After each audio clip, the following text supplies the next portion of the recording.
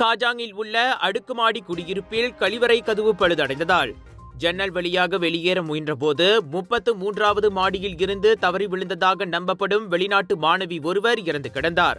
19 வயதான பாதிக்கப்பட்ட பெண் ஒரு பொது பல்கலைக்கழக மாணவி ஆவார்.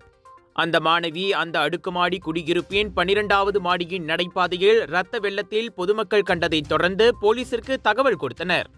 இந்த சம்பவம் தொடர்பாக மாலை மணி 6:34 அளவில் தங்களது தரப்பிற்கு அவசர அழைப்பு வந்ததாக காஜாங் மாவட்ட போலீஸ் தலைவர் துணை ஆணையர் நஸ்ருன் அப்துல் யூசுப் தெரிவித்தார்.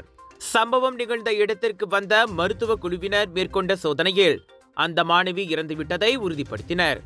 போலீஸ் தடயவியல் அதிகாரிகளும் விசாரணைக்கு உதவும் பொருட்டு சம்பவம் நிகழ்ந்த இடத்திற்கு சென்றனர். இன்று காலை 10 மணிக்கு சர்டாங் மருத்துவமனையில் நடத்தப்பட்ட பிரேத பரிசோதனையின் முடிவுகளின்படி உயரமான இடத்தில் இருந்து விழுந்ததில் ஏற்பட்ட பல்வேறு காயங்கள்தான் அவரது மரணத்திற்கு காரணம் என கண்டறியப்பட்டது.